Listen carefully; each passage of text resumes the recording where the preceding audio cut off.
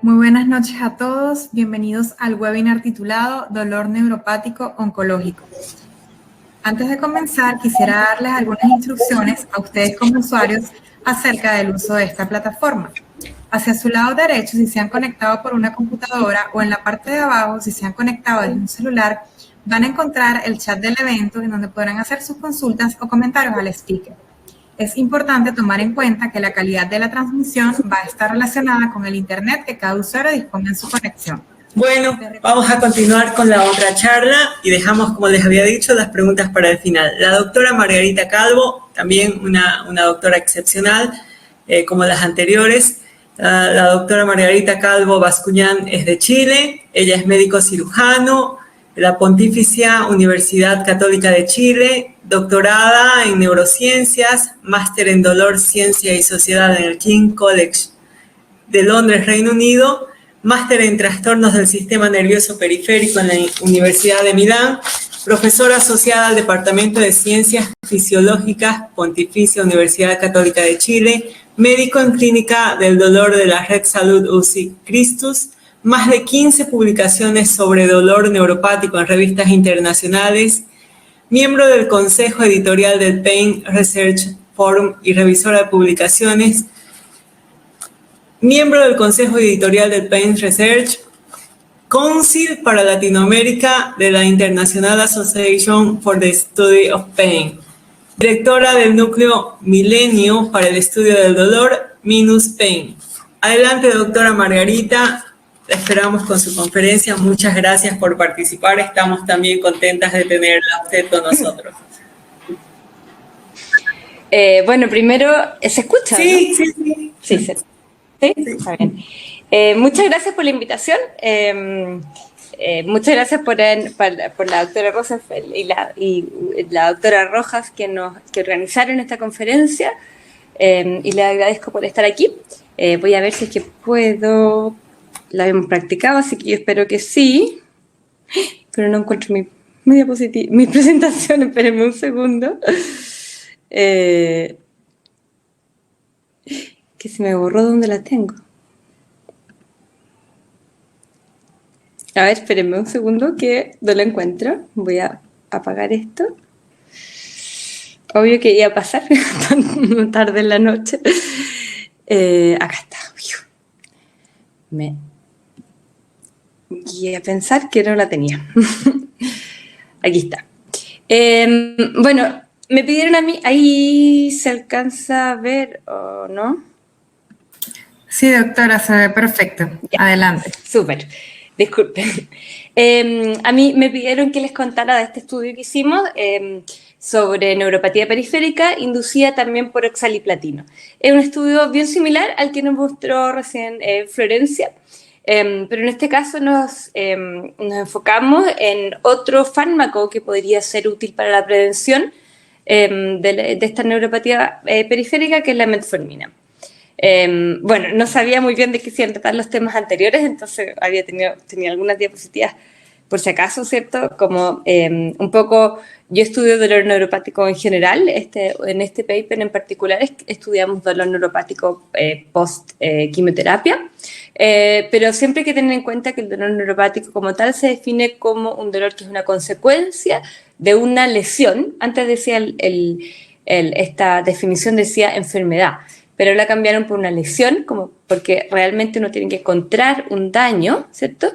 Y este daño tiene que estar en el sistema somatosensorial. Perdón, ahí está mal escrito. Antes esta definición decía en el sistema nervioso, pero ahora en la nueva definición del ISP, o de la Asociación Internacional para el Estudio del Dolor, esto se clarificó para poner sistema somatosensorial, o sea, un daño de motoneurona, por ejemplo, que provoca espasticidad y dolor por espasticidad, eso no es un dolor neuropático. Eso es un dolor de otro tipo, nociplástico, pero no es un dolor neuropático. Neuropático tiene que ser con un daño en sistema somatosensorial. Y como recién le decía Florencia, ¿cierto? Que el sistema somatosensorial, aquí tengo un esquema en que muestra las distintas partes, ¿cierto? Y muy importante, aunque siempre tienen más foco la parte central del sistema somatosensorial, también es muy importante la neurona periférica, que es esta neurona pseudo-unipolar, ¿cierto? Que tiene un polo que va hacia los terminales periféricos y otro polo que va que son los terminales centrales, que terminan en la asta dorsal de la médula espinal. Y este polo distal o esta axón distal que va a ser el que contenga en su periferia, ¿cierto?, los nociceptores o los receptores del dolor, ese es el que es mayormente afectado, por lo menos hasta lo que sabemos, por el daño por la quimioterapia. Aquí un poquito lo mismo que dijo Florencia, en verdad, que el oxaliplatino, nosotros nos centramos en el oxaliplatino porque es en la clínica el que más se ocupa, en nuestros centros oncológicos al menos. Tiene beneficios que son importantes, ¿cierto? Como ayudante y también para tratar la enfermedad metastásica. Y el problema, que esto llegó a nosotros, al laboratorio del dolor neuropático, un oncólogo, el doctor Bruno Nervi, con este problema, para ver si lo podíamos ayudar, que en el fondo tiene que muchísimas veces reducir el tratamiento, ¿cierto? O interrumpir, de hecho, el tratamiento con oxaliplatino, porque los pacientes desarrollan esta neuropatía periférica. Y esta neuropatía periférica, como ya bien la describieron, ¿cierto? Generalmente es dependiente de longitud, el largo dependiente, ¿cierto? Y aparece puede ser persistente en algunos casos, como en un tercio de los casos persiste después de haber cesado el tratamiento con oxaliplatino, y esta neuropatía puede ser dolorosa, puede no ser dolorosa, pero generalmente cuando es dolorosa es muy incapacitante, es muy severa. La incidencia, como ya bien hablaban, va del orden del 60 al 90%, ¿cierto? Pero al menos 12% de estos pacientes tienen una neuropatía grave que determina básicamente que no pueden volver a su trabajo, ¿ya? Que les limita su vida diaria. Y se sabe, esto es en cortes internacionales, que por lo menos el 60% de los pacientes en tratamiento con oxaliplatino tienen que reducir la dosis de oxaliplatino o definitivamente interrumpir la dosis por este efecto secundario que es la neuropatía periférica, que afecta, y esto en el fondo afecta, ¿cierto?, sus posibilidades de supervivencia, porque no están recibiendo el fármaco como corresponde. En nuestra corte de pacientes lo revisamos también y teníamos una incidencia de al menos 80% de disminución de dosis de oxaliplatino por la neuropatía periférica. Ya esos no son datos publicados, pero lo quisimos mirar en nuestros pacientes de nuestra red de salud para saber si es que efectivamente este era un problema en nuestra población o no. Y efectivamente sí lo era. Y como bien lo dijeron recién, ¿cierto?, no existen aún, o sea, uno podría decir, bueno, suspender el oxaliplatino, pero con eso reduce la sobrevida en los pacientes.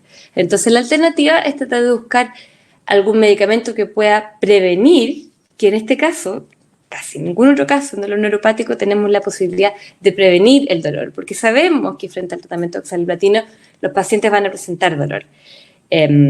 En la mayoría de los casos de dolor neuropático nos enfrentamos frente a un paciente que ya tiene el dolor por diversas causas, ¿cierto? Ya sea diabético o ya sea por un herpes, y no podemos prevenir ese dolor. En el caso de los quimioterapéuticos sí podemos prevenirlo, porque sabemos que el 60% de los pacientes que les demos esta terapia van a desarrollar un dolor neuropático. Entonces, esa es la importancia de que podemos buscar medicamentos que pueden no solamente medicamentos que puedan tratar la neuropatía, que generalmente es mucho más difícil, sino que medicamentos que puedan prevenir la neuropatía, que generalmente, al menos en modelos animales, es más fácil. Entonces tenemos, este es el trabajo que les voy a mostrar y está publicado en Neuroradiology of Pain el año pasado. Fue un esfuerzo conjunto con el laboratorio del doctor Felipe Kurt, aquí también en Chile, y el laboratorio de Bruno Nervi, que es el oncólogo del que les hablaba, ¿cierto? Y hicimos este esfuerzo juntos en tratar de ver qué pasaba si es que ocupábamos alguna terapia diferente. Ya había cierta evidencia, o sea, a la par que estábamos haciendo estos estudios, ¿cierto? Este mismo estudio se hizo en Estados Unidos, en la Universidad de Texas, por el doctor Theodore Price, y ellos le hicieron esto mismo, pero en ratones, ¿ya? Ocupando este mismo fármaco, la metformina. Lo primero que nosotros hicimos fue, primero que nada, ver in vitro, ¿cierto? Nosotros tenemos buenos modelos in vitro de degeneración axonal, y lo que hacemos es que en embriones de rata, ¿cierto? Sacamos los ganglios de la raíz dorsal, que es donde están los cuerpos neuronales de las neuronas sensoriales, ¿cierto? Los cultivamos, hacemos un explante en que ponemos el ganglio completo, todas las neuronas juntos, y las dejamos que crezcan, y sus axones normalmente van a crecer en forma radial, ¿ya? Y lo que hicimos fue ir a mirar estos axones, si es que los tratábamos con SINAA, ¿cierto?, que está aquí a la izquierda, o con oxaliplatino, como pueden ver, por 7 días. Y vimos que si los tratamos con oxaliplatino veíamos inmediatamente una degeneración axonal, ya que aquí está cuantificada en este gráfico, en que podemos ver que las neuronas sensoriales tratadas con oxaliplatino degeneran en por lo menos un 70%. Ahora, si a estas neuronas, como teníamos pensado ocupar este fármaco que es la metformina, les voy a contar por qué, si les poníamos metformina no pasaba nada. Y si poníamos preventivamente, junto con el oxaliplatino, poníamos metformina, podíamos prevenir la degeneración axonal, ¿ya? Ahora, ¿por qué usamos metformina? Porque se había visto en algunos, principalmente porque la hemos visto en el laboratorio, que la metformina, que es un fármaco que todos deben conocer, ¿cierto? Una hipoglicemiante oral que se usa mucho en diabetes mellitus tipo 2, que tiene una seguridad bastante probada en la clínica, y se ha visto que es un muy buen neuroprotector. Entonces lo probamos primero in vitro y vimos un efecto. Entonces pasamos a un modelo in vivo, ¿cierto? En este caso ocupamos ratas, ¿cierto? Sprague-Dawley, y les dimos, tratamos de hacer un modelo que fuera más o menos clínicamente relevante de oxaliplatino. Estas ratas no tienen cáncer, que es una buena crítica que siempre se hace, ¿cierto? Estas ratas son sanas y se las administra por vía intraperitoneal oxaliplatino en 2 días consecutivos, una vez por semana, ¿ya? Y esto se hace por 4 semanas de corrido. Y también se hace preventivamente, desde el principio del tratamiento con oxaliplatino, se les inyecta metformina. Esto en dosis diarias, ya no solamente 2 días consecutivos, sino que en dosis diarias consecutivas por semana, o sea, todos los días por 4 semanas, básicamente. Y fuimos a mirar outcomes similares a los que mostraba Florencia. Lo primero que fuimos a ver fue las pieles de estas ratas. Esto principalmente porque también nosotros tenemos trabajos con pacientes y hemos visto, y esto ya está publicado, ¿cierto?, de que la neuropatía por oxaliplatino produce una degeneración axonal a nivel de la piel, y uno puede ir a mirar con este marcador, el PGP 9.5, que es un marcador panneuronal, o sea, marca todo lo que sean axones. Si uno lo marca en el cerebro, se va a marcar el cerebro completo, ¿cierto? Pero si uno lo marca en la piel, va a poder marcar los axones. Y uno puede ver, puede hacer delimitar la dermis de la epidermis, y puede ver axones que cruzan desde la dermis hacia la epidermis. Esas son solamente fibras C, que son fibras C o no mielinizadas, que van a ser las que van a estar conteniendo, o sea, que van a tener los nociceptores, ¿ya?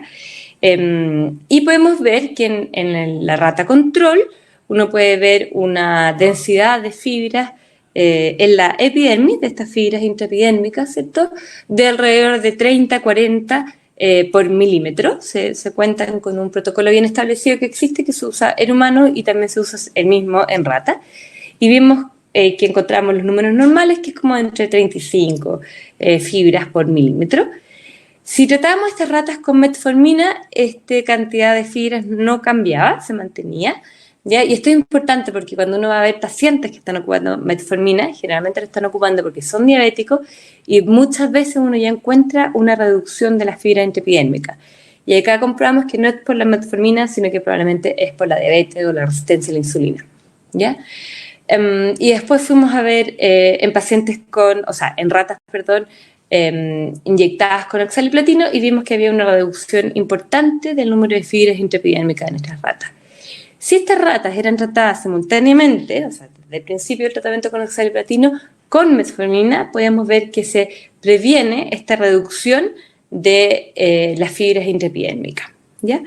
Y después en el panel C podemos ver un corte a través del nervio ciático en que vemos con el neurofilamento de cadena gruesa, marcamos todo tipo de fibras, ¿cierto?, dentro del nervio y vemos que la densidad axonal en el nervio se mantiene. O sea, es una neuropatía bien periférica que no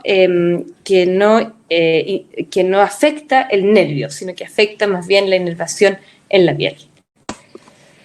Después, igual que Florencia, fuimos a mirar el ganglio raíz dorsal, que son los cuerpos neuronales, los cuerpos de estas neuronas que estábamos mirando a nivel periférico, y fuimos a ocupar distintos marcadores. Acá ocupamos el ID4, que es un marcador de neurona o de fibra C no peptidérgica, o sea, no receptores que no secretan péptidos, y ocupamos el CGRP, que es un marcador de neuronas de nociceptores que sí secretan péptidos, ¿ya? O neuronas peptidérgicas. Normalmente estas son como un tercio son peptidérgicas, un tercio son no peptidérgicas y otro tercio son fibra gruesa en el DRG completo. Y nosotros encontramos que efectivamente estos números eran los que esperábamos, los controles, ¿cierto? En los animales tratados con metformina esto no cambiaba y en los animales con oxaliplatino estos números no cambiaban, ¿ya? Y, por supuesto, oxaliplatino y metformina tampoco hay un cambio. O sea, no había un daño con estas dosis que estábamos ocupando y con este protocolo que ocupamos de administración de oxaliplatino, no hay un daño a nivel de la neurona sensorial. Sí del axón, pero no de la neurona. Y fuimos a ocupar este mismo marcador que ocupó Florencia, que es el ATF3, que es un factor transcripcional, ¿cierto?, que se activa cuando hay daño o activación de neuronas sensoriales. Ocupamos como control positivo para saber que nuestro marcador estaba funcionando, ¿cierto?, el ganglio de un animal que hubiera estado con una lesión neuropática, en que cortamos el nervio y uno puede ver, ahí dice AXOT, de axotomía, en que uno puede ver que los núcleos de estas neuronas sensoriales están activados, ¿cierto? Todos tienen un 45% de las neuronas presentan ATF3, ¿cierto? Son positivas para ATF3. Sin embargo, en nuestros animales tratados con oxaliplatino, con este protocolo que les mostré, no encontramos ninguna activación de ATF3 en los núcleos de las neuronas sensoriales. Después fuimos a mirar a nivel central en los terminales centrales de estas neuronas sensoriales, de las que estábamos hablando, ¿cierto? Y fuimos a mirar lo mismo, las neuronas peptidérgicas y no peptidérgicas. En un animal control uno puede ver cómo terminan las no peptidérgicas, ¿cierto? La lámina 2 interna, y que está marcada aquí con ID4, y las peptidérgicas terminan un poco más superficialmente, la lámina 2 externa y la parte más interna de la lámina 1, ¿cierto? Y vimos que los terminales centrales, que en algunas neuropatías inducidas por tóxicos metabólicos, ¿cierto?, estos terminales centrales se retraen, ¿ya? Así lo vimos en otro estudio que hicimos con antirretrovirales, en que hay una retracción a nivel periférico en la piel, ¿cierto?, como les mostré con el oxaliplatino, pero también a nivel central. Eso pasa con los antirretrovirales, con la resistencia a la insulina, pero no ocurrió en este modelo de neuropatía inducida por oxaliplatino, ¿ya? Los terminales centrales están intactos. Y también fuimos a mirar inflamación a nivel central. Fuimos a mirar los astrocitos, que cuando uno hace un corte de un nervio, ¿cierto?, o hace un daño intenso del nervio, en que generalmente se ve reflejado porque hay activación de ATF3, este marcador nuclear que les contaba. En este caso, en que el ATF3 no estaba activado, nosotros no vimos activación de astrocitos, que están aquí marcados con sí vimos una leve activación de astrocitos que están marcados aquí con GFAP, ¿ya? Que es un marcador de astrocítico. Vimos una leve activación que no es la misma que uno ve cuando uno corta un nervio y tiene un daño traumático y hay activación de TF3. Aquí había una leve activación. Lo que no vimos, que no sé si no lo alcancé a poner en esta diapo, eso es lo que me faltó, es con IBA1, que es un marcador de microglía, y ahí no vimos activación de microglía. O sea, el daño no alcanzó a ser tal como para que tuviera una activación central de las microglías. Y tal como en isofluorencia hicimos estudios conductuales, ¿cierto? Para ver, más que dolor, en estos animales uno lo que puede ver son conductas asociadas a dolor, y ocupamos también los filamentos de von Frey para ver los umbrales de retirada frente a estímulo mecánico. Y para estímulos térmicos ocupamos también la prueba de la acetona, en que uno le pone una gotita de acetona en la pata trasera del animal, y esto porque estamos basándonos en que una neuropatía dependiente de longitud, ¿cierto? Entonces todos los test son en los pies traseros, y vimos que la acetona, al ponerse en la planta del pie, se evapora y eso produce que baje la temperatura de la piel del animal y eso puede provocar un dolor. Y lo que vimos está reflejado acá. En verde están los animales con metformina, o sea, nuestros controles, en que uno puede ver que a medida que van transcurriendo los días se mantienen relativamente estables. En azul están los animales con oxaliplatino, en que a medida que se va dando el tratamiento con oxaliplatino, que es acumulativo, ¿cierto? El animal se va haciendo hipersensible o va desarrollando una hiperalgesia, ¿cierto?, al estímulo mecánico, y entonces cada vez su umbral de retirada es menor, o sea, retira el pie con menor gramaje, ¿cierto? Y cuando tratamos a los animales con oxaliplatino y metformina, la metformina puede prevenir este desarrollo de hipersensibilidad. Y también esto lo vimos en B, está en los estudios con acetona, en que nosotros vimos como, el de metformina se mantiene igual, o sea, no desarrolla ninguna hiperalgesia, pero en azul uno puede ver el tratamiento con oxaliplatino y puede ver cómo claramente a los 14 días los animales desarrollan una hiperalgesia al frío que es transitoria, ¿cierto? Después al día 17 vuelve a sus basales, pero cuando uno sigue administrando la oxaliplatino se desarrolla una hiperalgesia al frío que ya no es transitoria, sino que permanece. Y si uno puede tratar a estos animales con metformina a la vez que con oxaliplatino, puede prevenir el desarrollo de la hiperalgesia que es persistente, ¿ya? Hay un leve, aunque no alcanza a ser significativo, pero hay una leve hiperalgesia transitoria que se desarrolla al día 14, aún con el tratamiento con metformina, pero después esto se desaparece y podemos ver que estos animales no presentan esta hiperalgesia al frío, que es muy clásica que vemos nosotros en nuestros pacientes, ¿cierto? Que tienen sobre todo esta intolerancia al frío, ¿cierto? Que cuando tocan algo frío, generalmente cuando van al refrigerador, sacan algo del refrigerador, ahí aparece un dolor bastante intenso y severo. Lo mismo vimos con nuestros animales, y lo importante es que pudimos ver que podíamos prevenir esta hiperalgesia al frío permanente, ¿cierto? La que se mantiene con las dosis acumulativas de oxaliplatino al usar la metformina. Entonces, como conclusión, bueno, primero vimos en nuestro protocolo de oxaliplatino en 2 días consecutivos, una vez por semana, ¿cierto? Demostramos, ¿cierto?, que la metformina protege primero contra la degeneración de la fibra intraepidérmica, que vimos que se induce por el oxaliplatino, que es muy similar a la que observamos en los pacientes, ¿cierto? Y lo otro que vimos es que la metformina también es capaz de prevenir la hipersensibilidad mecánica y, importantemente, la hipersensibilidad al frío que produce esta quimioterapia. Y eso nosotros creemos que es muy importante porque puede tener, en el fondo son problemas que afectan a nuestros pacientes, y esperamos que la metformina pueda ser una buena alternativa. La metformina, los mecanismos de acción no están claros, en este estudio no los evaluamos, ¿cierto? Pero sí que actúan, se sabe, en la actividad oxidativa que ocurre en las mitocondrias. Y en eso podría reducir esta actividad oxidativa, como mostraba Florencia, y así podría mejorar la función de la mitocondria y mejorar la sobrevida del axón que va el terminal periférico del axón de la neurona sensorial. Este mismo estudio fue hecho a la vez casi, como les contaba, en Estados Unidos, en la Universidad de Texas, por Ted Price, y en el laboratorio de TED mostraron básicamente resultados muy similares a los nuestros, si no iguales, pero en ratones.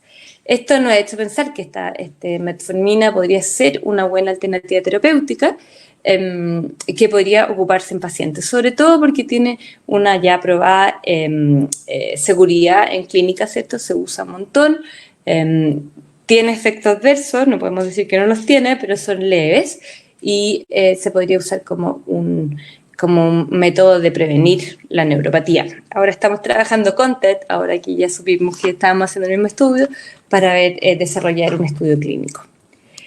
Y aquí los agradecimientos, bueno, primero a mi laboratorio, al alumno de doctorado con el que hicimos este trabajo, que es Nicolás Martínez, a Paula también que ayudó, y a toda la gente del laboratorio de dolor, y también principalmente a los otros investigadores asociados a este proyecto, Felipe Kurt, que fue el que trabajó intensamente en todas estas investigaciones. De hecho, el alumno de doctorado que hizo estos trabajos fue Nicolás Martínez, era alumno de Felipe, y a Bruno Nervi, que es el oncólogo de nuestra red de salud, con el cual hemos estado trabajando, ¿cierto?, en conjunto para poder desarrollar alternativas para buscar para nuestros pacientes que tienen esta neuropatía por oxaliplatino. Eso, muchas gracias por la atención.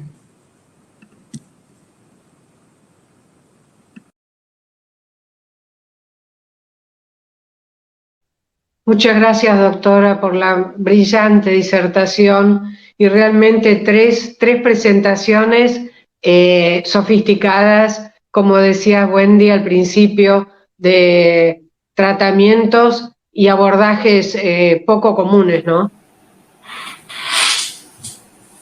Bueno, les agradecemos mucho por la presentación a las doctoras. Estamos, como les decía, muy contentas. Les mandan saludos desde Argentina, Perú, Venezuela, han estado conectados, Colombia, desde El Salvador, Nicaragua, México, Paraguay. Tenemos presencia de todos estos países. Saludos para ustedes. Les transmito que las felicitan por las excelentes presentaciones que han dado esta noche. Y bueno, vamos a la ronda de preguntas. Hay algunas para la doctora Coronel, por ejemplo. Preguntan si el resveratrol está disponible en el mercado farmacéutico, cuáles serían las dosis que se utilizan para prevención y para tratamiento, y si es que existe en algún estudio usando productos naturales como la uva, fresa, para ver sus efectos. Bien, perfecto. Sí, el resveratrol de hecho está disponible, es de venta libre directamente. Si uno va a una farmacia ni siquiera necesita una receta porque se utiliza como suplemento dietario. Se administra generalmente en comprimidos de 50 miligramos y se usa como tal, así como antioxidante, incluso para el cuidado de la piel, y bueno, como les decía, digamos, básicamente el rol al día de hoy es como suplemento dietario, no se administra como medicamento. O sea, todos los estudios que yo les comenté que se estaban realizando para ver sus efectos sobre sistema cardiovascular, metabolismo, cáncer, etcétera, son todos estudios que se están realizando en este momento. Entonces, al día de hoy, es eso, su uso queda restringido a suplemento dietario. Pero si uno va a la góndola, incluso a veces lo puede encontrar en el supermercado también, está disponible en diferentes presentaciones. En cuanto a la dosis que me preguntaban, obviamente nuestro estudio fue realizado en animales. La dosis que nosotros utilizamos en animales es de 10 miligramos kilo y es equivalente a una dosis en un paciente de 130 miligramos por día, ¿sí? Entonces, digamos, como yo les mencioné al final de mi presentación, todavía hay que hacer estos estudios a través de un estudio clínico, aleatorizado, randomizado, etcétera, para probar su uso y su relevancia en la prevención del dolor neuropático asociado a la neuropatía por quimioterápicos en pacientes, ¿sí? Yo simplemente les puedo comentar que la dosis similar o que correlaciona con la que nosotros utilizamos a nivel experimental, es de 130 miligramos por día, lo cual sería entre 2 y 3 comprimidos de estos de 50 miligramos que les comento que se pueden obtener directamente en la farmacia. Y en cuanto a los productos naturales, el tema es que, digamos, la concentración de resveratrol en los mismos es muy baja, ¿sí? Entonces, tal vez habría que comerse 3 kilos de uva como para llegar a obtener esa dosis, ¿sí? Entonces, digamos, no sería despreciable si a uno le gustan mucho las uvas, sería una opción, pero sí, digamos, hay que consumir grandes cantidades, incluso también en el vino tinto, no les voy a recomendar que se tomen 3 litros de vino, pero en el vino tinto también está enriquecido precisamente el resveratrol y todos los efectos, digamos, propiedades antioxidantes, antiinflamatorias que se atribuyen al vino vienen de la mano del resveratrol. Por ejemplo, preguntan en qué momento del inicio del tratamiento quimioterápico se debería utilizar resveratrol o se puede utilizar como profiláctico o solo terapéutico. Es una muy buena pregunta. Nosotros, el estudio que tenemos realizado hasta el momento es el profiláctico, ¿sí? El resveratrol se comenzó a administrar a los animales 4 días antes del ciclo de quimioterapia, durante el ciclo de quimioterapia y después, o sea, se mantuvo durante todo el tiempo. Justo en este momento estamos haciendo en el laboratorio el otro esquema de tratamiento, o sea, la administración que sería terapéutica, o sea, una vez que se administra el oxaliplatino y los animales desarrollan alodinia e hipersensibilidad, ahí estamos comenzando con la administración de resveratrol. Y bueno, los resultados están en curso, así que se las debo para la próxima presentación. Todavía no puedo, digamos, decirles en qué estamos. Personalmente, digamos, tal vez me equivoco, yo creo que el efecto va a ser más notorio cuando se administra en forma preventiva. ¿Por qué? Porque una vez desencadenados todas esas alteraciones que yo les mencioné, de daño oxidativo, de activación glial, de hiperactivación neuronal, es muy difícil de revertir eso a una situación basal. No digo imposible, ¿sí? Pero es muy difícil. Entonces, yo creo que acá, digamos, está justamente, como también Margarita mencionaba, puesto en la prevención. Nosotros sabemos cuando un paciente va a empezar la quimioterapia, es como una oportunidad única, entonces tal vez apuntar a eso, bueno, a buscar sustancias que protejan el sistema nervioso para que una vez que empiece la quimioterapia, el mismo se encuentre protegido y no degenere frente a ese daño neurotóxico. Bueno, les reitero las felicitaciones, hablan de excelentes disertaciones, felicitaciones desde Argentina, desde Brasil también, desde Trujillo, Curacaví, San Juan, Tarija. Muchas felicitaciones por sus conferencias. Bueno, seguimos. Pregunta, ¿qué efectos beneficiosos tiene el ácido alfa-lipoico en el dolor neuropático post-quimioterapia? No sé si ustedes podrían hablar un poco de eso. Yo desconozco, la verdad que no lo sé. Pregunta también, quisiera saber si hay estudios que demuestran si hay alguna relación directa entre la aparición de la neuropatía inducida por quimioterapia con el tiempo de infusión de los quimioterápicos. No sé si en el estudio, en los estudios que hicieron, vieron alguna relación entre el... Yo personalmente en mi estudio, digamos, experimental no, pero sí, digamos, por bibliografía, no en relación directa al tiempo de infusión, sino al tiempo de duración de la quimioterapia, ¿sí? No es lo mismo un paciente que recibe 6 ciclos que uno que recibe 12 y otro que recibe 24. Entonces, ahí sí está directamente relacionado porque obviamente el daño es acumulativo, entonces cuanto mayor exposición al fármaco por mayor dosis o mayor duración del tratamiento, es mayor el daño y por lo tanto mayor la probabilidad de desarrollar neuropatía y dolor. Otra pregunta para la doctora Margarita. En pacientes crónicos, como los diabéticos que usan por largo tiempo metformina, ¿podría ser este fármaco un elemento protector como para el desarrollo de dolor neuropático? Sí, es una pregunta que yo me hago siempre cuando... y de hecho, no sabemos, todavía no existe ese estudio. Hay un estudio con metformina en pacientes con oxaliplatino, es un estudio clínico randomizado, pero es chiquitito. Está hecho creo que en Egipto, o en un país es un estudio chiquitito que salió positivo, pero no sabemos, porque los diabéticos tienen una neuropatía por ser diabéticos. Entonces, si están tomando metformina, puede ser que los proteja para la neuropatía por quimioterapia, pero a la vez tienen un riesgo que es ser diabético, ya tener una neuropatía, como no me acuerdo quién dijo en su presentación, que en el fondo tener una neuropatía previa es un factor de riesgo para hacer una neuropatía por quimioterapia. Entonces, es una combinación compleja, porque por un lado protege, pero por el otro lado tiene un factor de riesgo. Ahora, la metformina, yo he tomado como una mirada práctica, en el fondo, en mi clínica, que no es basada en la evidencia, para nada, así que es solamente una sugerencia, no recomendación, pero sí a mis pacientes que vienen con una neuropatía o que van a empezar quimio, lo primero es mirar si es que tienen o no tienen una resistencia a la insulina. Muchísimos, por lo menos aquí en Chile, una genética que predispone mucho a la diabetes tipo 2 y a la resistencia a la insulina. Muchos tienen resistencia a la insulina, y ahí sí hay una razón por la cual darles metformina, ¿ya? Y en el fondo puede ser una prevención para la neuropatía. Pero la verdad es que todavía no tenemos estudio clínico como para poder recomendar el uso de metformina.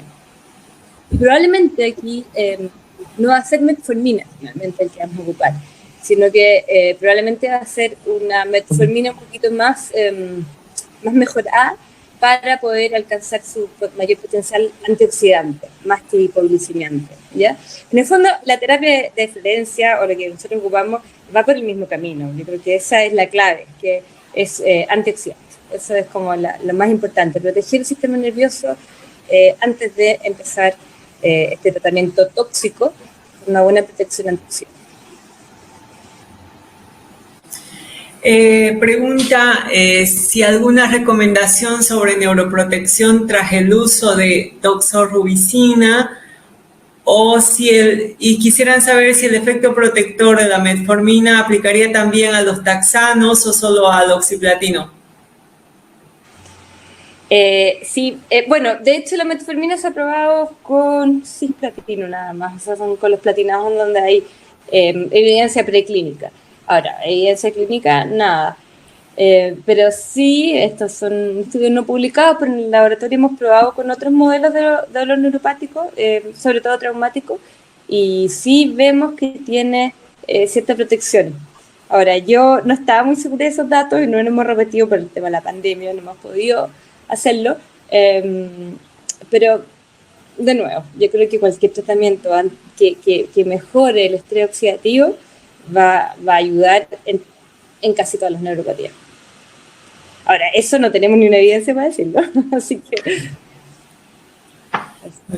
Sí, a eso tal vez podría agregar algo, exactamente como apoyando lo que dice Margarita, digamos, las últimas indicaciones que hay de la ASCO, que es la Sociedad Americana de Oncología Clínica, digamos, al día de hoy no cuenta con ningún agente neuroprotector que haya resultado efectivo en pacientes en estudios clínicos controlados y aleatorizados. O sea, al día de hoy no hay ninguno aprobado directamente con grado de evidencia suficiente para ser utilizado en la clínica. Sí hay muchos en estudios, ¿sí? En estudio preclínico como los nuestros o incluso en estudios clínicos.